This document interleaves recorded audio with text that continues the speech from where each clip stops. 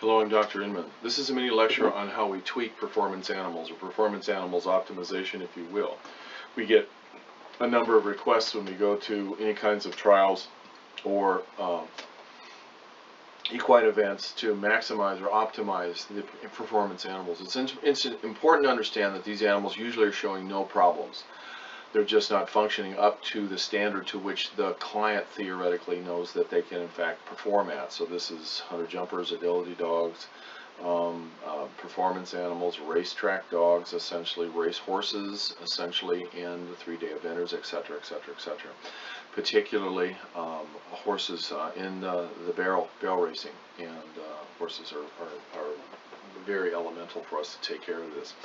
So what we do with these animals essentially isn't any more complicated than that which we've been teaching you all along. As we apply the adjusting technology for the dog, the cat, the horse that we describe in the VomTech.com website essentially, and you can see exactly how we do it and how we apply it. We go through and make an adjustment on the animal, 3 passes essentially, and the reading patterns that we find in that animal actually will tell us a lot about how the animal is not performing.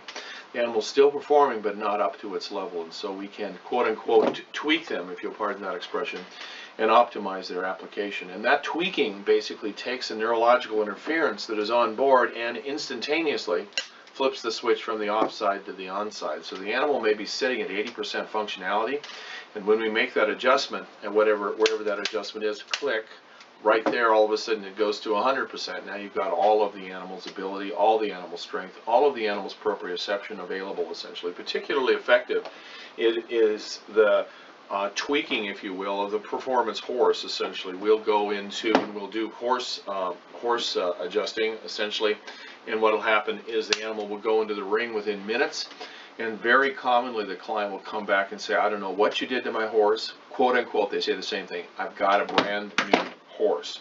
A brand new horse meaning essentially the animal basically has not functioned at that level for a long period of time.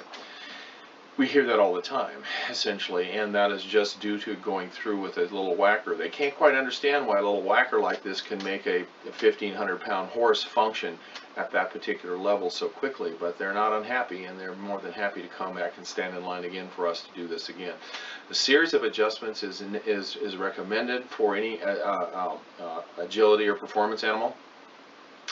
And very commonly what we'll do is we'll adjust them before they go on a weekend to a particular performance, or after they get done with a performance or they get done with a competition.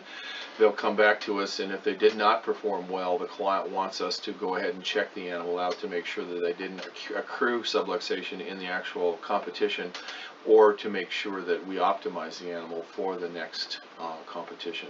I would suggest and strongly recommend that you look at some of the success stories on the VomTech.com website, and look at some of the other videos that we have recorded for optimization of performance animals essentially, and that's what this one is about. Thank you for listening, and have a great day.